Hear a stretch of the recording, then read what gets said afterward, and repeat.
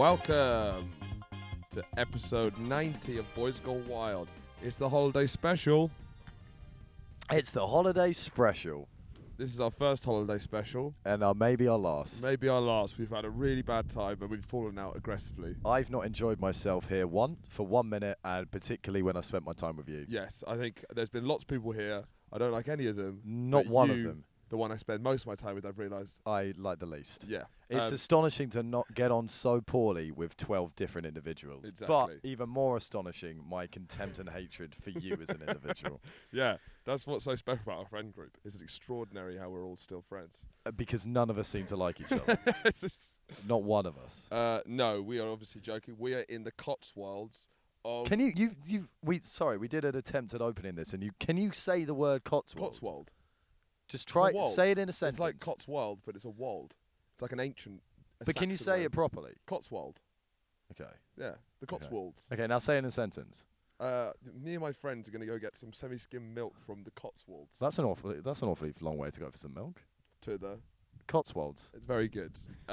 Which I've never done a holiday like this, and I don't know why we should be doing it more. This is the way to holiday. You usually don't get the cool up. Have you guys done this a lot? Well. Do you want to run down what the fuck's actually happening? We're in the Cotswolds. We have rented a Air BnB, which some rich, country rich posh people. They have to. There is no chance that they're not somehow distantly related to a gentry or the monarch of somewhere around the world. I think maybe Zimbabwe might be. Yeah. So we're in this gorgeous country estate with fantastic views. By the way, if the audio isn't going to be amazing. It's not bad. It's not bad. We've done a good job with it, but definitely click on the old YouTube link and have a quick look at the views, because we've really got quite the scene behind us. Yeah. This is. I don't think I've drunk. I hate a pet hate of mine is people unself-awarely discussing how much alcohol they've ingested, but I think it's worth noting. It's worth noting. Yeah, because it's not. I know you don't want to just hear people say I drank so much last night. You don't want to click on a podcast called Boys Gone Wild and then it's just two white dudes saying they drank a lot. Yeah. But I've never drunken more in my life than the last. This two. is like my fifth. This is top 5 for Andrew. Yeah, but I'm a chronic alcoholic. This has been consistent. What's been extraordinary about this group of people, all 12 of us, is how everyone's an absolute booze hound. Everyone's extraordinary. a wreckhead, I believe. When you make friends, because these are all our school friends. This is the crew that Andrew got punched in the face with. It's that sort of crew. When you are in London, there's so many people on diets, not cutting out drinking, but everyone here is There's a lot of juice cleanses in London. Yeah. I haven't seen one person on a juice cleanse. They eat well, they drink well, they shit poorly, and they piss blood. They piss blood. We've had an individual coughing up blood this morning. True. We're only on day 3. But yeah, to fill you in how we've been. But have you noticed that we never miss a week? I'm sorry to bring this up. I know I'm going to keep bringing this up, but it's amazing. This is just taking the piss. This is just taking the piss. We're on holiday. It's very much a busman's holiday, but it also shows how much of a gnashing narcissist we are when all of our friends are off visiting a garden or having some day out, and then we've stayed inside just because we need to get that little hit. No one is here. Yeah, no. There is not a single soul in this massive house. This is actually, we're very rarely all together, so this is actually quite an antisocial move that we decided. Yeah, we're gonna film our podcast. We've only planned 2 different trips, and we've missed 50% of the podcast. Yeah, exactly. We're your content cowboy daddy boys. Exactly, and now we've worked out that we can move the podcast this easily. Expect none of them to be filmed at the studio anymore. Absolutely, we have realised that we're sitting on a gold mine. We're sitting on a gold mine. So right, let's think about best podcast places. Around a Ferris wheel. That's the best one. Yeah, you're done. Is that it? Okay, well we're done. That was the first idea of brainstorming. But we never miss a week. Maybe the quality's not great, but we never miss a week. We put it in lines of our lives. Look at us.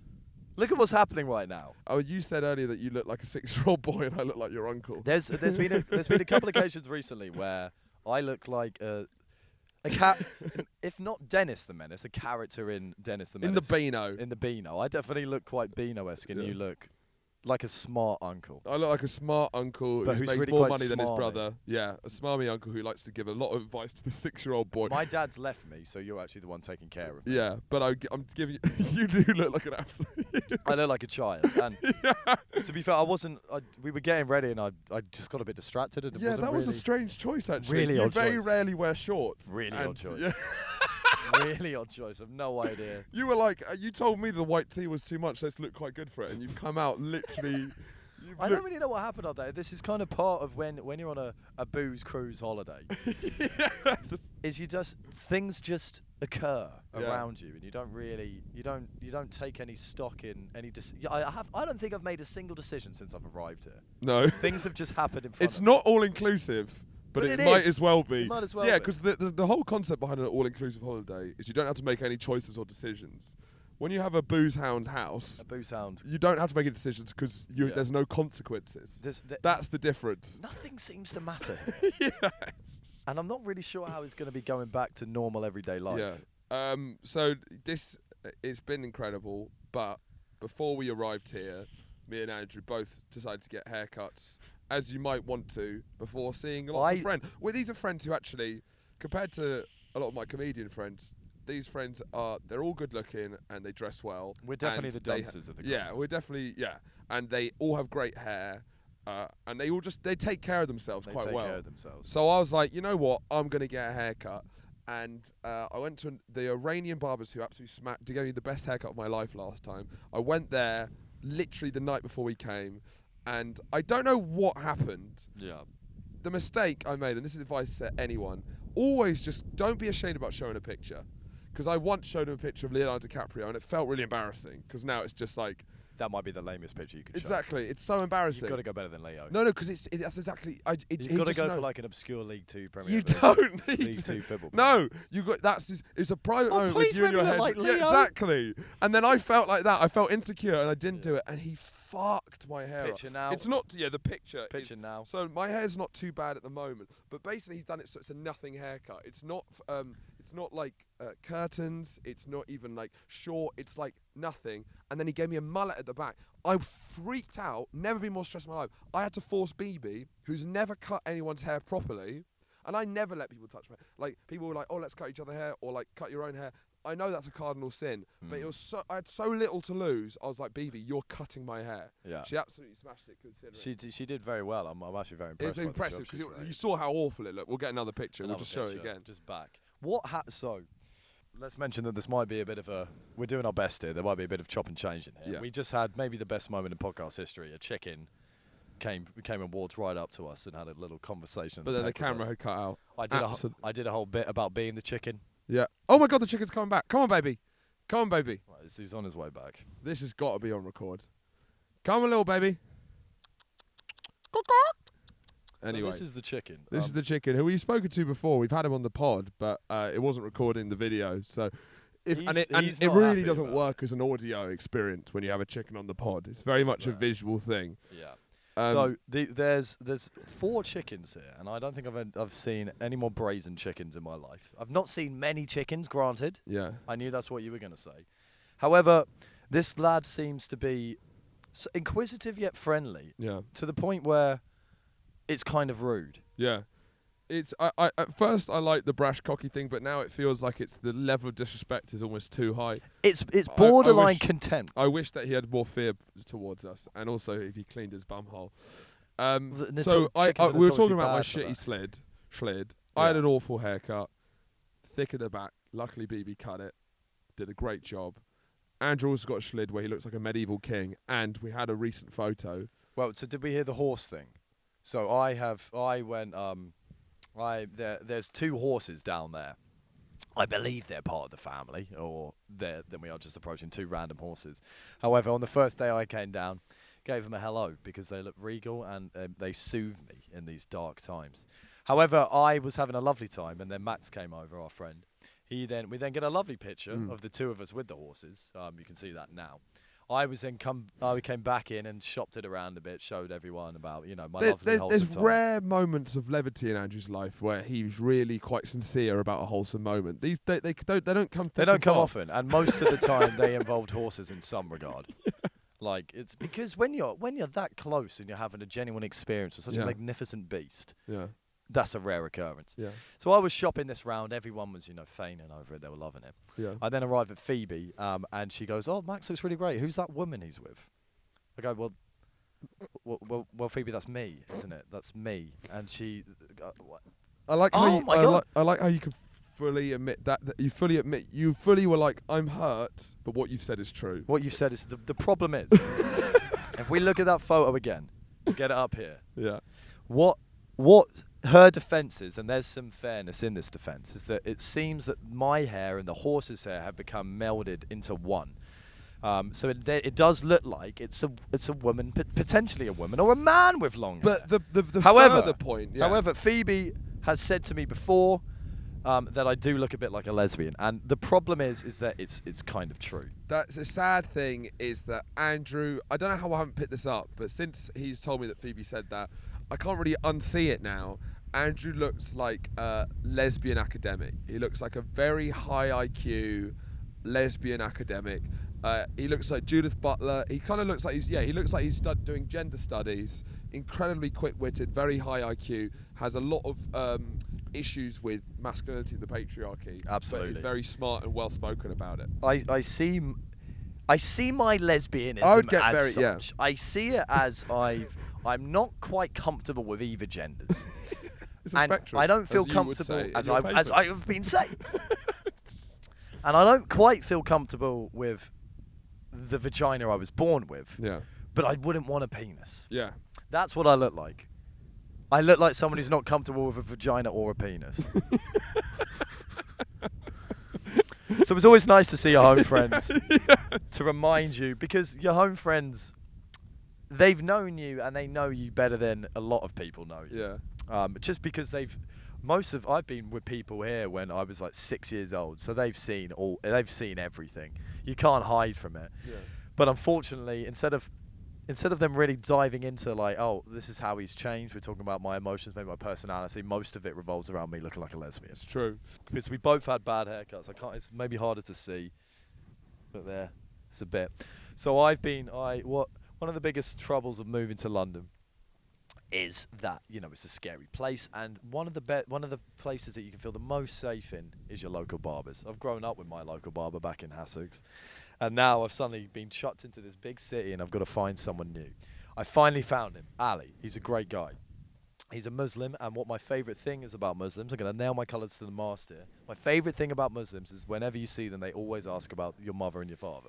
It's very sweet. Going into a hairdresser, how's your mum and your dad? Actually, thank you for asking, because not many people have been asking me that recently. If you get white bread British, they never ask that kind of shit. It's, how was your night last night? How's your night last night? How many girls did you sexually abuse? And That's what they ask. That's what they... Well, they don't ask that directly, but in so many words, they're asking that. They want to know how many women you've inappropriately touched. It's not nice. It's not nice. There is... How many situations do you have a forced conversation with someone that's standing behind your neck with scissors? And also, I mean, I'm not suggesting they're going to kill us. They're not going to murder anyone. However, the hair is the important part of your look. So the act of appeasing a sexual molester in order to not look like a nonce. Yeah. I remember this is a classic thing that people say is change your hair, change your life. That's like a good kind of like when someone has a good haircut. So we've changed our hair. Fundamentally, we've fucked our lives. I think this is why we are how we are right now. Yeah, because we've changed our hair and it's shit. And it's terrible. And now our life's taken a downward trajectory. It's taken a big plummet. But in other news, I famously have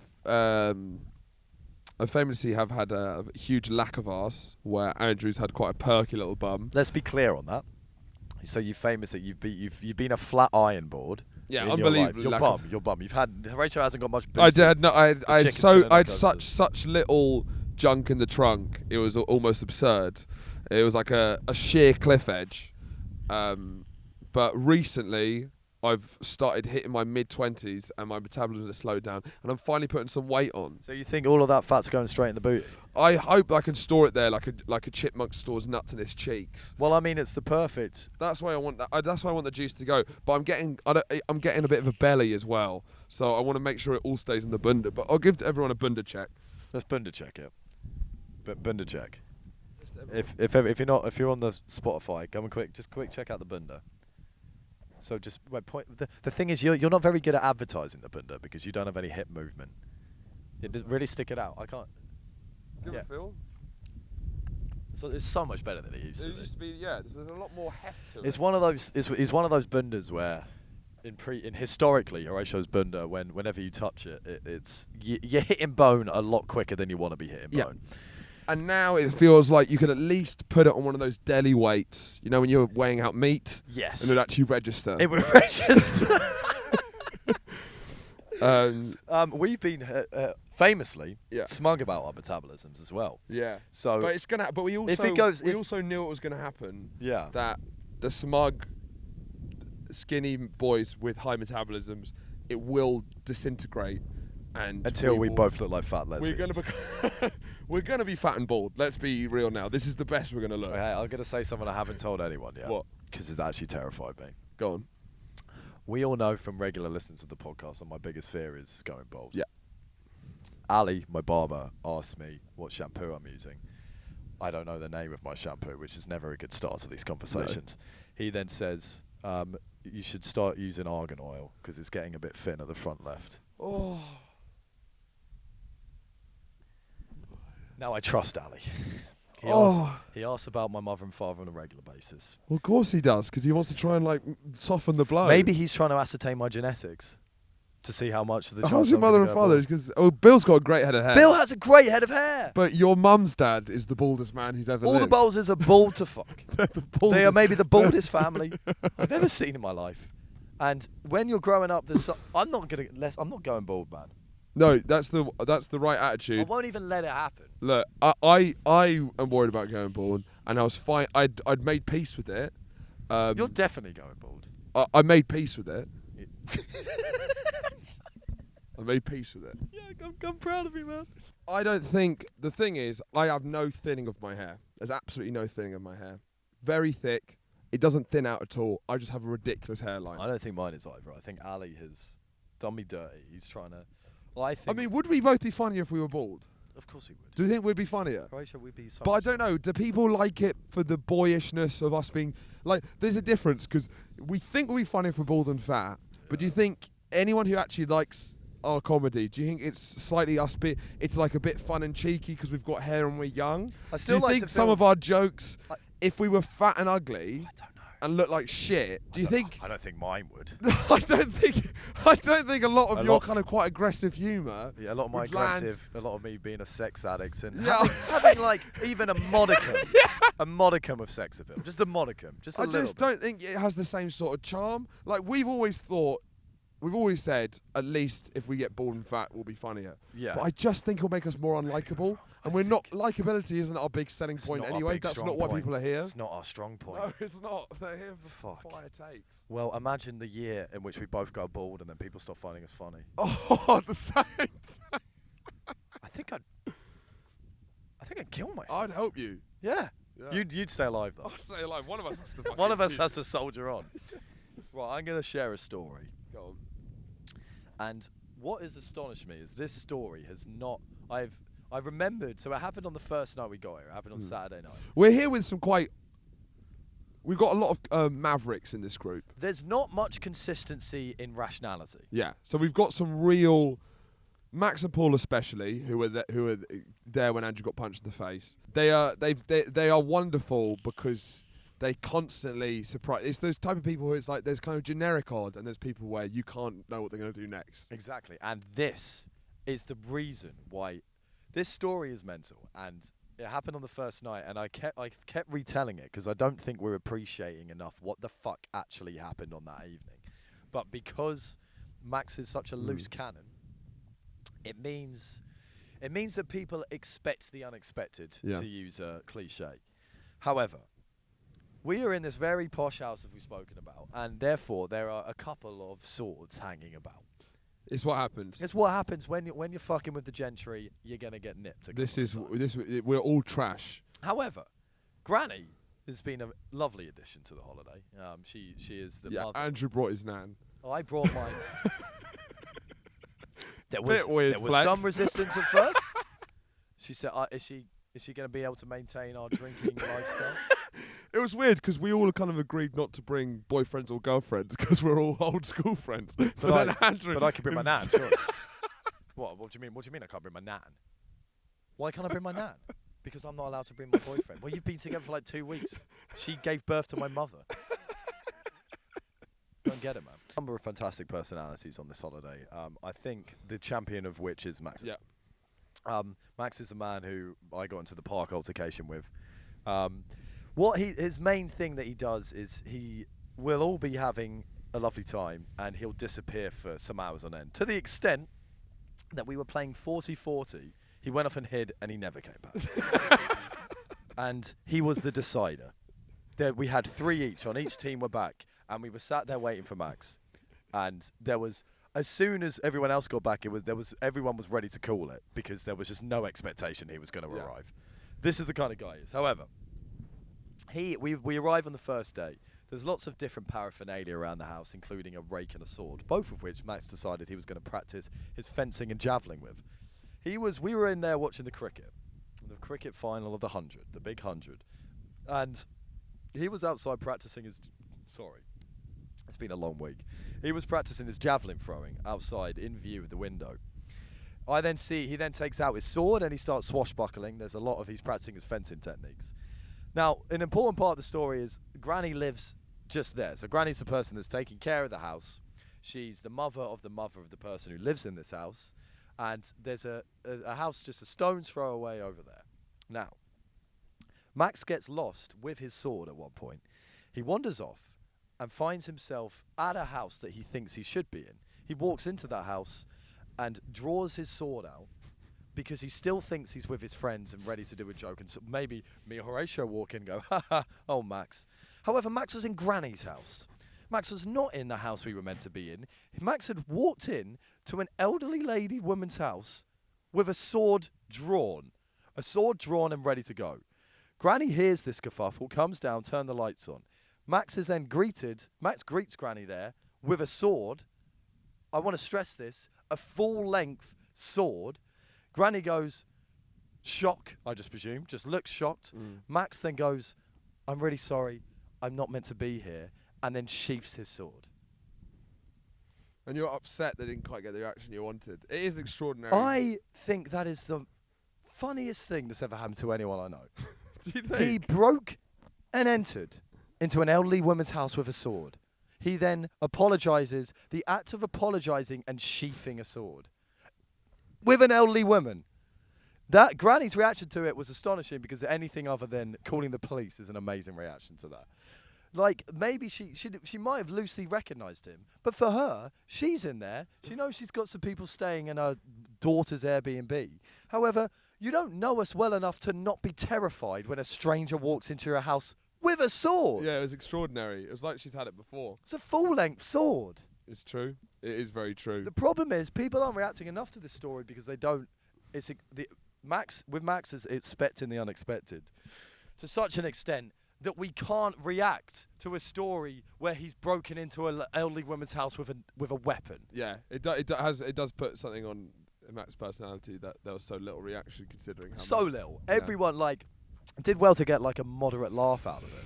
The other person who is a fantastic personality is our friend Paul. When we all went to the pub, at the local Mizzen pub, which there was very much hot fubs vibes, we were greeted by 2 older ladies who were kind of quite like gratingly posh to the point gratingly posh and very insistent that the young men sit with them. Yeah.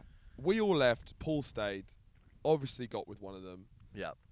Got her number and was actually going to plan to meet her during the day. We were here for 4 days. He literally met one person who wasn't from this group and got with them pretty much. Yeah, absolutely. The thing is, it could have been anyone in that pub. Yeah. Could have been absolutely anyone. It's just because it wasn't one of the people of our group. Yeah. And to be honest, it doesn't stop him even if it's one of our group.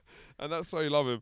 But what's interesting about this area, which is why it's such a kind of weird part of the world actually, is when we met these 2 people, they were both mega rich. Like, she was going through a divorce with a mega rich lord of somewhere who owns huge amounts of land. And when I said to her, what do you do? She says, I don't work. But with the level of kind of pride which only comes with the upper classes. Yeah. With the sort of media middle class, if you ask someone what they do, and if they're, you never will say, I do nothing. You feel so embarrassed about any sort of wealth. Or it's all about trying to present, how you've had to overcome shit. It's all about that. But when you reach a certain level where the judgments of the media, the judgments of other people are kind of irrelevant. Yeah, it's then it's like, I do It's a nothing. point of, it becomes a point of pride. I do nothing. I do absolutely nothing. And if you're thinking about that kind of secret upper class you don't really see, who are sucking the life out of this country,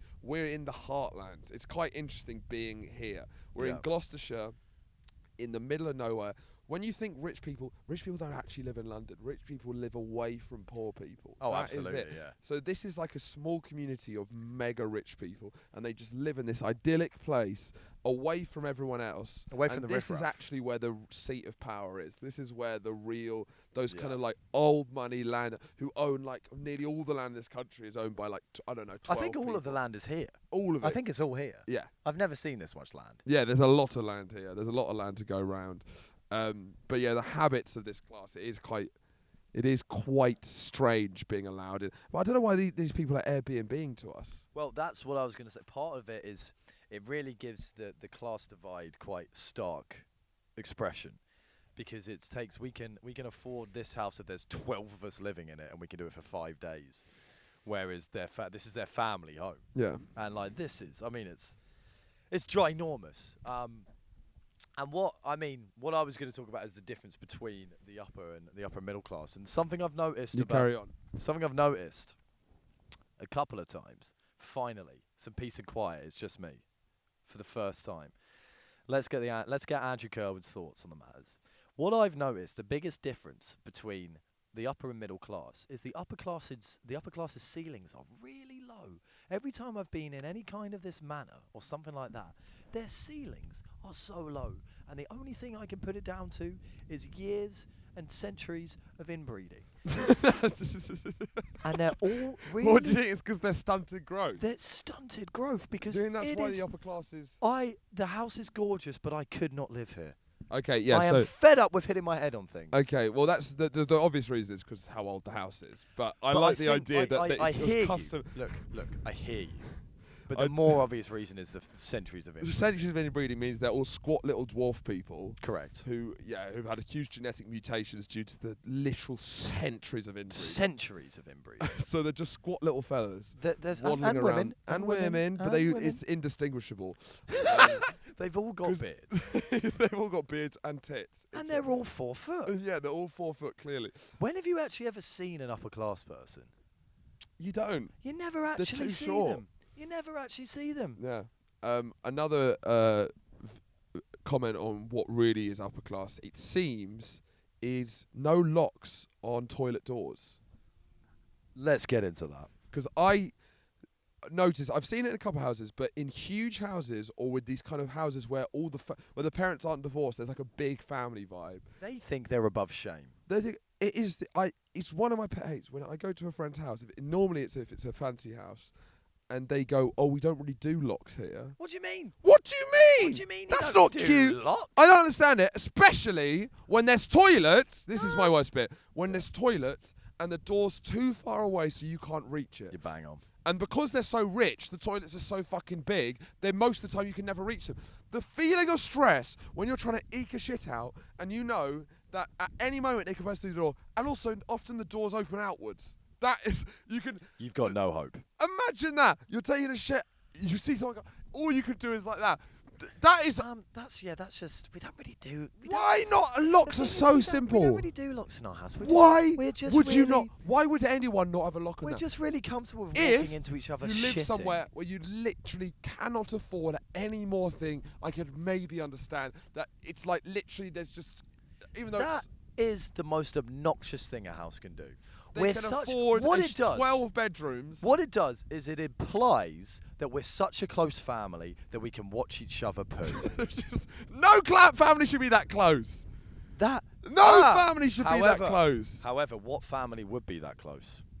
Inbreds. Inbred. That's why. We've cracked it. We've cracked it. Short, oh my God, it's all adding up. Low ceilings, for the inbred squat little dwarf people, Bearded women with big tits, with ginormous. Bearded women with big tits. No one under 4 foot, above 4 foot.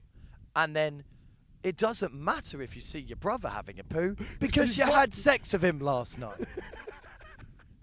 These are the habits of the ultra rich, and that's why we're all fucking trash. That's why we're all trash. I get accused of being middle class a lot. To these people, I'm fucking scum. You are toilet scum. I'm toilet. But they probably like that.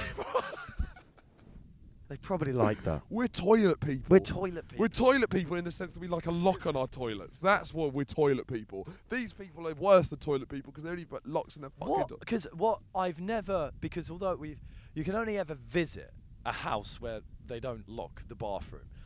You're never there for a sustained period of time, and you never actually get to see the family be how they're going to be. Yeah. Because all I can imagine it is mum's stirring a chili in a big pot, brother's having a massive shit just down there, the door's open, just saying, "Oh, do you mind if I piss in between your legs whilst I make this chili?" He's going, "Yeah, sure, mum. Why would that be weird? We're close enough for that, aren't we? Yeah. Pull your panties down and piss in between my legs. Oh, you're going back to cooking the chili now, are you, mum? Fucking get a grip. Get a fucking grip." I mean, the main thing, fine. If you're an incestuously a family who fuck each other all the time, fine. Whatever you do behind your closed doors, that's your right. As a citizen of this country, it is your right to fuck your brother. It's illegal, but it's your right. It's your right as a person of this country with the great rights given here to fuck your brother and then sit and piss through your dad's legs while he takes a shit. Fuck my brother or give me death. But it's for guests that I hate. Because what you think is, oh, I don't mind walking on someone having a shit. Yes, but once you've done it, that's irretrievable for our relationship. Let's say there's people having a play Have you not walked into anyone yet? I haven't done it. I walked into Rob on the first night. Taking a big shit? Yeah, and he was naked as well. A naked shit is embarrassing as fuck. Again, it's not because we haven't actually discussed it. I think this might be the first time we're hearing about it. But no, it was very late at night and I came up and everyone else was in bed, so I presumed it was gone. But yeah, I opened the door and naked Rob pooing. Put a lock at the door. Why is there no lock? Put a lock at the door. But also, how do you know? No shame. I mean, we had a little funny interaction. And also, if there's no lock, I guess the etiquette is knock. I don't want to say I'm in there. And the biggest thing about that... It's embarrassing. No, the biggest thing, I knock all the time. I don't back other people to knock. Yeah. I don't think we're a group of knockers. Also, how am I meant to...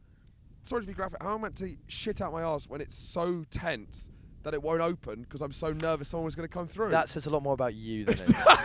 I'm literally stressed the fuck out because I don't want to have that moment with someone. And also, it's because you don't know who it's going to be. You don't know which friendship's going to be ruined. I think we need to circle back on something you just said. Okay. You don't want to say I'm in here. Yeah, I'm just saying it's not nice when someone knocks like... I'm pooing! I'm having a poo! Who is it? I am using the toilet! I'll tell you what I'm going to do next time. If someone knocks when I'm having a shit, I'll go, come in. And that's the way to do it. Okay, no, I've found the best way to do this, actually. Someone knocks and you go, occupied! It's the only way to style it out, I promise you. And it works every time, because you get a little laugh and they go, occupied! That is good. It's the best way. Occupied!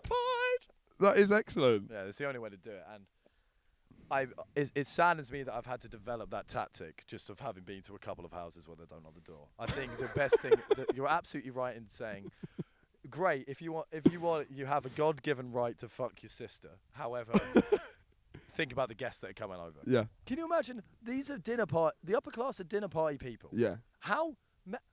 Right. What do you think the number is? What do you think the number is of people when they've got people over that other people have walked into someone having a poo in that house? Because I think it's above 100. Andrew is limping because he's hurt his leg early in the holiday. From both of the legs. Both legs have been actually you're in quite a bit of pain. If anyone knows whether it's possible to tear both of your quadriceps via Jewish dancing, please get in contact. Which I'm not sure it is Jewish It's dancing. Jewish. Okay, maybe. Da, da, da, da, da, da. So on the first night, maybe it was because Maybe it's because we were intoxicated, but I thought it was one of the funniest things ever. Which is sort of a character, which is often the way that most of the things, a character I suggest and Andrew acts out with a lot of confidence, and that's normally That's not how it goes. And I never have the confidence to run with the character. I'm going to take umbrage for that for a second because this is my character. I had already workshop that before I got to you. But the kind of the character which I think has a lot of legs is Literally. guy too cool for the party. Literally. Yeah, a guy. The character is guy too cool for the party. So he's got a whatever expression on his face, and all he does during the party is Jewish dance. Can we have? You're gonna have to do it. The problem is, I'd get up and do it. However, I don't think I can. You're gonna have to do it. I don't think I can even. You're stand gonna up. have to. I do think one of the funniest parts about this is I've never been able to do it. Okay. And then I can explain why Andrew's in probably so much pain. So it's the character who's too cool for the party.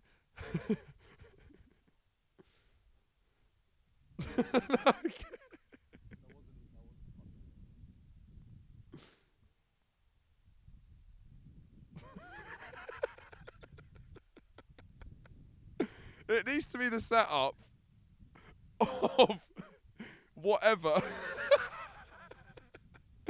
Okay, Andrew is too... and the thing is, he did it twice to me, and I laughed so much. I had no idea why I was in so much pain. The reason why I was in so much pain is because he spent the rest of the evening going from person to person, redoing the bit, to not much. The thing is, right, so what happened was I was already doing the Jewish dancing, then we came over and you suggested the character of the nonchalant person. However, I had been doing the Jewish dancing well before our conversation, and well after it.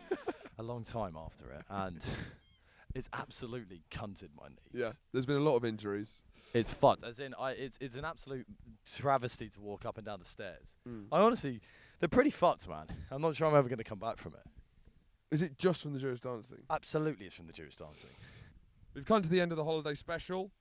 It's been an emotional journey, being on a holiday again, enjoying life for life. It's been weird, seeing as we've had a year and a half of self-care to manage your emotions, but self-care isn't always feels like enjoying life. It's like trying to maintain a stable level of A mental modicum health. of sanity. Yeah, a modicum of sanity. So to do something almost purely hedonistic has been great, because the whole of last summer we completely... It's weird not having a summer where you've had none of those experiences, especially when you're so young. So it's been good, and it's just, I'm glad. I'm trying to be grateful, and that's as much as you'll get from me. Feeling blessed. Fuck the rest. How's that saying go? I think you nailed it. Yeah, thanks, man. So thanks for listening to the pod.